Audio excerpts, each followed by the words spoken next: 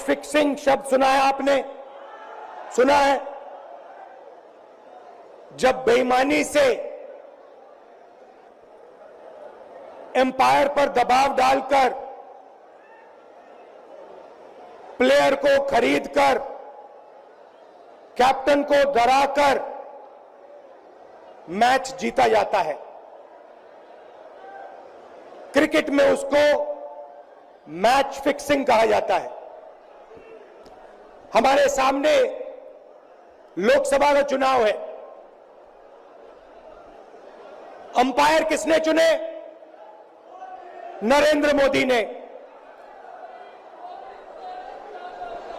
हमारी टीम में से मैच शुरू होने से पहले 2 खिलाड़ियों को अरेस्ट करके अंदर कर दिया। तो भाई और बहनों, ये जो चुनाव हो रहा है, नरेंद्र मोदी जी इस चुनाव में मैच फिक्सिंग करने की कोशिश कर रहे हैं। ये जो उनका 400 सीट का नारा है, ये बिना ईवीएम के, बिना मैच फिक्सिंग के, बिना सोशल मीडिया और प्रेस पर दबाव डालकर खरीदकर ये 180 पार नहीं होने जा रहा है। सब मिलाकर आप देखिए, कांग्रेस पार्टी विपक्ष की सबसे बड़ी पार्टी है। हमारे सारे के सारे बैंक अकाउंट बंद कर दिए गए हैं। चुनाव के बीच में देश की सबसे बड़ी ऑपोजिशन की पार्टी के सारे अकाउंट बंद कर दिए। हमें कैंपेन चलाना है, हमें लोगों को प्रदेशों में भेजना है, पोस्टर लगवाने हैं। सारा का सारा जो हमारे रिसोर्सेज हैं, बैंक अकाउंट बंद कर दिए गए। तो ये कैसा चुनाव हो रहा है? नेताओं को धमकाया जाता है, पैसे देकर सरकारों को गिराया जाता है, नेताओं को जेल में डाला जाता है। केजरीवाल जी को, सोरेन जी को ये पूरी की पूरी मैच फिक्सिंग करने की कोशिश की जा रही है। और ये मैच फिक्सिंग सिर्फ नरेंद्र मोदी नहीं कर रहे हैं, ये मैच फिक्सिंग नरेंद्र मोदी और हिंदुस्तान के 3-4 सबसे बड़े अरबपति मिलकर कर रहे हैं। यह सच्चाई है। और यह मैच फिक्सिंग क्यों हो रही है? भाई और बहनों, इसका सिर्फ एक लक्ष्य है कि हिंदुस्तान का संविधान, जिसने इस देश के गरीब लोगों को भविष्य दिया, सपने देखने का हक दिया, उस संविधान को हिंदुस्तान के गरीब जनता से के हाथ से छीनने के लिए यह मैच फिक्सिंग की जा रही है। और मैं आपको बताना चाहता हूं कि जिस दिन यह संविधान खत्म हो गया, उस दिन यह हिंदुस्तान नहीं बचेगा।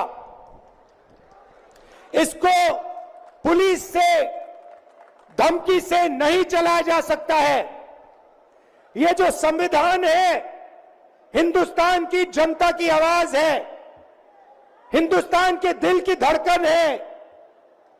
इसको जिस दिन खत्म कर दिया गया, उस दिन यहां पे हिंदुस्तान नहीं बचेगा। अलग अलग स्टेट हो जाएंगे, हिंदुस्तान नहीं बचेगा। यही इनका लक्ष्य है। ये सोचते हैं कि संविधान के बिना धमकाकर, डराकर police, CBI, ED income tax department के साथ देश चलाया जा सकता है। ये सोचते हैं मीडिया के बिना देश चलाया जा सकता है। आप मीडिया को खरीद सकते हो, आप मीडिया को दबा सकते हो, आप मीडिया के रिपोर्टर्स का मुंह बंद कर सकते हो, मगर आप हिंदुस्तान की आवाज को नहीं दबा सकते हो। इस आवाज को कोई नहीं दबा सकता। दुनिया में कोई ताकत नहीं है जो इस आवाज को दबा सकती है। भाइयों और बहनों, बीजेपी के एमपी ने कहा कि जैसे ही हम चुनाव जीतेंगे, मैच फिक्स करके 400 सीटें जीतेंगे, वैसे ही हम संविधान को बदल देंगे, संविधान को रद्द कर देंगे। ये ऐसे ही नहीं बोला गया, ये टेस्ट करने के लिए, आइडिया टेस्ट करने के लिए बीजेपी के एमपी ने बोला है। ये लड़ाई संविधान को बचाने की लड़ाई है। जैसे अखिलेश जी ने कहा संविधान चला जाएगा, गरीबों के हक चले जाएंगे, आरक्षण चला जाएगा, और जो आपका धन है, गरीबों का धन है, किसानों का धन है, मजदूरों का धन है, वो 5-6 लोगों के हाथ में चला जाएगा। नोटबंदी की, जीएसटी लागू किया। मुझे बताइए, जीएसटी से, नोटबंदी से किस गरीब व्यक्ति को फायदा हुआ? किस छोटे दुकानदार को फायदा हुआ? किस किसान को फायदा हुआ? किस बेरोजगार युवा को फायदा हुआ? किसी को नहीं। 40 साल से सबसे ज्यादा बेरोजगारी हिंदुस्तान में आज है। 1% लोगों के पास हिंदुस्तान का पूरा धन, 22 लोग हैं। जितना धन उतने उनके हाथ में है, उतना ही धन 70 करोड़ लोगों के हाथ में है। ये संविधान को क्यों मिटाना चाहते हैं? क्योंकि आपका धन जो है आपसे छीनना चाहते हैं। मैंने जाति जनगणना की बात की, किसानों के एमएसपी की बात की, युवाओं को रोजगार देने की बात की। यही देश के सामने सबसे बड़े मुद्दे हैं। मगर एक बात याद रखिए, अगर आप लोगों ने पूरे दम से वोट नहीं दिया तो इनकी मैच फिक्सिंग कामयाब हो जाएगी। यह आप भूलिए मत। और जिस दिन मैच फिक्सिंग कामयाब हो गई, उस दिन आपका संविधान, हमारा संविधान खत्म हो जाएगा। जिस दिन संविधान खत्म हो गया, उस दिन हिंदुस्तान के दिल पर एक बहुत बड़ी चोट लगेगी। तो ये जो चुनाव है, ये चुनाव कोई मामूली चुनाव नहीं है।